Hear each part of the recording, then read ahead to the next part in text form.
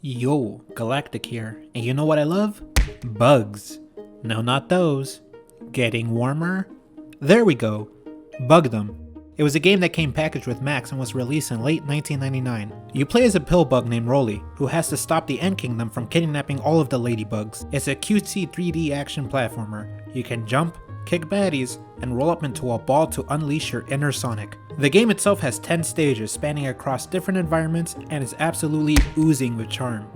I have very fond memories of this game as a kid, along with Nanosaur, which were created by the same developers, Pangea software. It's considered abandonware now, so you too can download yourself a free copy and enjoy this game yourself. However, keep in mind that playing it on a Windows machine in the future year of 2020 has presented problems. For example, these grid lines forming across the world weren't around when I played the Mac version, and there'll be more bugs to get into, pun unintended, and watch out, that's going to be a running theme for this video, so let's go through this game level by level to see what it has to offer. Every level starts off with a nice little animation of what you can expect. In the first stage, you start off just kicking nuts open to collect items and breaking the bugs free from their cobweb cages. You'll come across slugs that act as environmental hazards, and soon enough, you'll find ants that quickly swarm around you. Their spears are their only real attack. They'll toss them from a good distance to try to harm you. Thankfully, it lodges into the ground, so you can run up and attack while they're trying to retrieve them, or run away. Just know that it takes a good 3 kicks to put them down for good. There isn't an immediate goal or destination. You'll have to explore on your own to figure out what to do. Eventually, you'll come across a locked gate that requires a colored key to open, so you just have to keep kicking nuts until you find them. Hidden inside these nuts are various items that help you on your journey. Clovers give you points, raspberries give you health, and mushrooms fill up your Sonic meter so you can keep on rolling. But be careful. Every once in a while it'll release a slow-moving mite. They're more of a prank honestly. They don't do much damage and move really slowly. They can't die though, so you might want to be a bit careful when kicking nuts at low health. I'm sorry, I'm really not doing these puns on purpose. Typically to end the stage, you'll have to find this nest to step inside to complete it. Once finished, your score is tallied up depending on how many ladybugs you saved, clovers you collected, and a special bonus if you manage to collect the more elusive different colored clovered leaves. Level 2 is generally the same, just with more locked doors and a new enemy type. These punching bugs can send you flying if they land and punch. Ah! Thankfully, they're also easier to deal with since they go down with a single kick. This level is a bit larger than the last though, and it has a couple of water segments to swim through while ants lob pebbles at you. It's honestly a lot faster if you just keep jumping through the water however. Just be careful, there are larger swarms of enemies here. Thankfully the game does have a checkpoint system. Just splash the dewdrop of water and you're good to go in case you die. Level 3, the pond. We get a nice change of scenery and a switch up on the music too. There are no keys here. Instead, you now collect these coins that are used to pay the fairy bugs.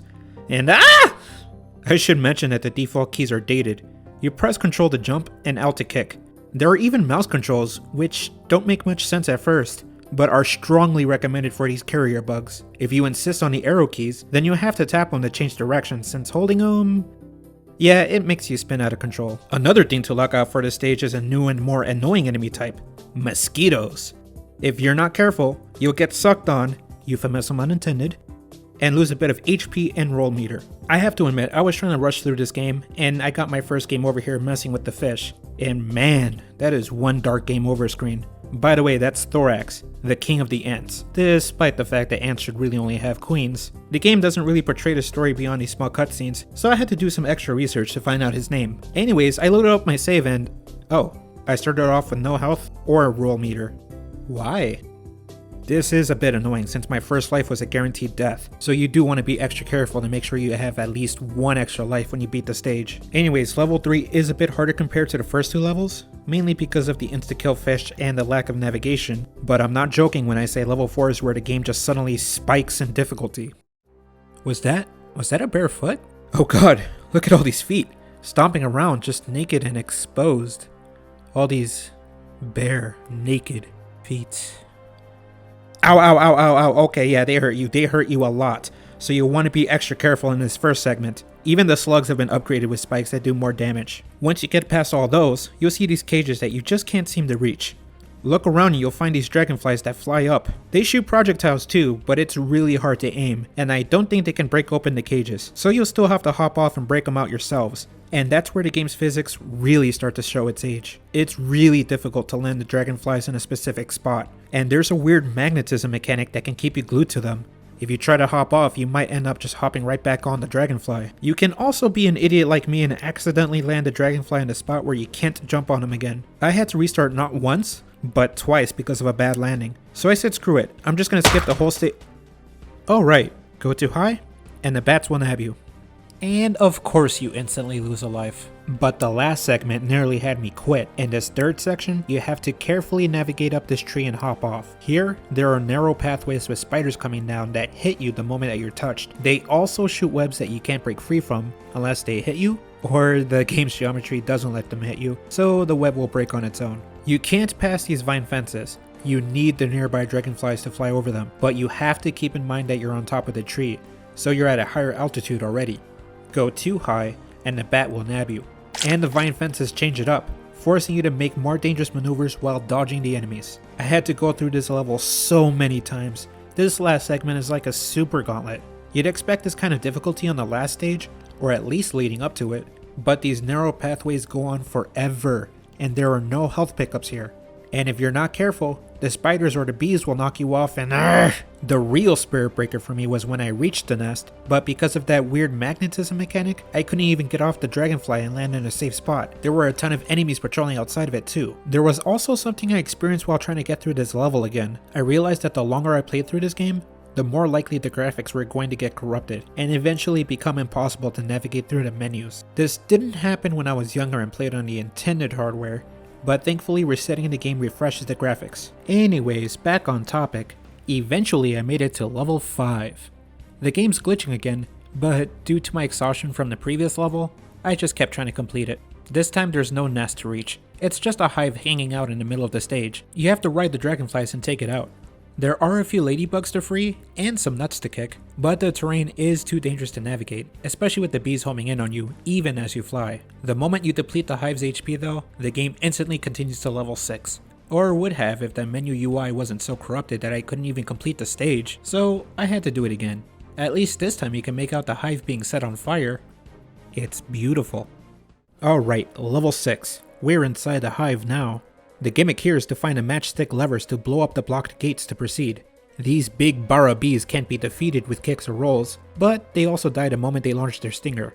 And wow, what an embarrassing pose to die in. I can think of only one death that's a bit more embarrassing.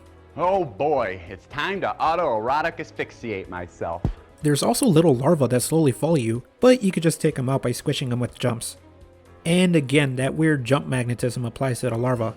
There are a lot of flying bees that chase you, and I kept hopping on top of one larva after another instead of jumping away like I wanted to. And also, don't try to roll, because there's pools of honey in this stage, and you'll instantly lose a life if you fall in. At this point in the game, I kinda stopped caring about clovers or ladybugs. I just wanted to get through the level since the controls are a little off. Platforming was a bit of a nightmare, and the visual glitches would start if you play the game for too long. So restarting and watching my screen squish at 640p was getting really annoying. Also was here when I finally realized something about the controls. There is a delayed input mechanic, as in if you jump and press the jump button again before you land, then of course you'll jump as soon as you can. It's a little bit easier to understand once you actually play the game. Just be careful because it can throw you off when doing these platforming segments. Literally. But this also doesn't apply to jumps. It was here where I realized that Rolly moving at the start of this stage might be because of the saved mouse input at the menu. I did a couple tests to verify and yeah. So if you're playing a game and wondering why Rolly moves on the start of his own, that might explain it. This also applies to rolls too. If you try to roll with a depleted meter, then obviously nothing happens. But the moment you pick up a mushroom, Rolly will instantly ball up, no matter how much time has passed. Anyways, level 7. A boss battle. You instantly start off by facing the queen who... Okay, I have to admit, I didn't even realize this was the boss. I hopped on the queen thinking it was another buggo to ride. Then I realized it was spawning large globs of honey that also spawned enemies. I kind of just rolled around for a little bit before realizing I was going in circles. And how do you beat the queen? By rolling right into her at top speed. This fight is less difficult and just a bit more annoying. The camera is also a bit off, so I couldn't even see the queen most of the time, especially with the large piles of slime in the way that can also slow you down to a crawl. I restarted fresh once I realized what I was supposed to do, and then saw that you could just keep winning by ramming into the queen again and again. So, level 8. Cherry bombs aplenty. You're back in a lawn at nighttime and now you've got to deal with fire-breathing ants. There's also large gas-producing roaches wearing gas masks.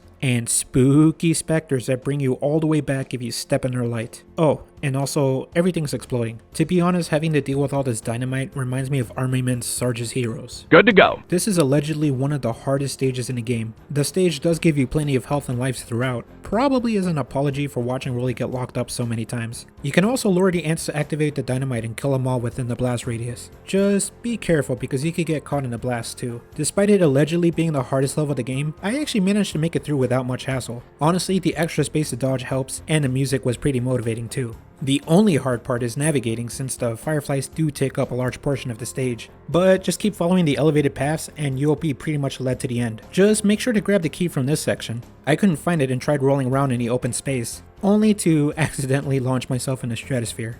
Whoa, oh, yep, that's a restart. Anyways, level 9, we're in the ants tunnels now. These flames insta-loss you if you touch them, so you have to turn on the faucets to clear it away. The enclosed area really makes this stage difficult, especially since a lot of the harm coming your way is in the form of those roaches spreading fumes that don't knock you back. The same case with the fire-breathing ants. You'll lose HP faster than you realize if you try to fight them. Another thing to keep in mind is the fact that knocking out the ants will cause them to revive as ghosts. Once they're ghosts, you can't even knock them over while they attack. An odd result of this though is the fact that they automatically die in water. So if you lure the ghost over to a water source, you can see them sink and die, and then respawn, just to die, forever and ever. Respawning just to drown. Dark. The next section involves swinging vines. Just be careful, because they are a bit jank. You have to use your own intuition to know when to jump, since you can find yourself being screwed over. Also, be very careful in this specific jump. Because of the camera angle, I didn't see you had to hop over this small spot, so I just went pfft. The level itself isn't actually too long. There are split paths to go help ladybugs, and maybe find an extra life or some health. You can go ahead and grab them if you think you need them for the next fight, but honestly... Level 10.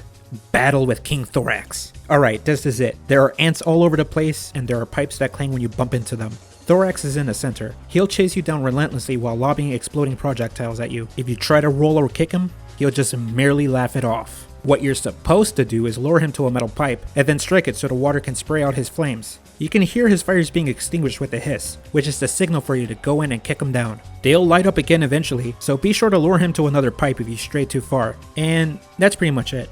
Truth be told, this fight isn't actually that tough. Once you get the timing down, you can just kick him 3 times, kick the pipe right when the fire's about to come up, and then kick him down again. I cheese to fight hardcore once I realized that. There aren't any clovers or ladybugs in this stage, so just go ahead and take them out. Once you defeat Thorax, you're treated to a nice cutscene where the tables have finally turned, and that's Bugdom. I had to play this game about a couple times for this video. I lost the footage for my first playthrough, and upon my second playthrough, I honestly had a better appreciation for it. I know I said level 4 was probably one of the hardest and most unfair segments, but it was also one of the coolest once you get used to the janky controls. It just felt like you were actually breaking into the enemy kingdoms, and every stage had a nice gimmick or mix-up with the enemies, so you never really felt like you were repeating the same stage, even when the environment was the same. I do wish they worked a little better on the boss fights, since they can be cheesed pretty easily, but this is most likely just a game for kids, and was a nice surprise for Mac owners to see a full-fledged game on their system. I did some more research on this game, and found out that a sequel did come out eventually, but apparently reading into the rights, Take-Two had the rights, but were illegally selling copies? The FBI had to get involved as well, so there's a little bit of a muddled history going on here. I might do a video on Nanosaur in the future, or maybe Nanosaur 2 and Bugdom 2. I don't know just yet. I don't know exactly what I'm doing or where I'm going, but thank you for coming along with the ride, and thank you for watching. See ya.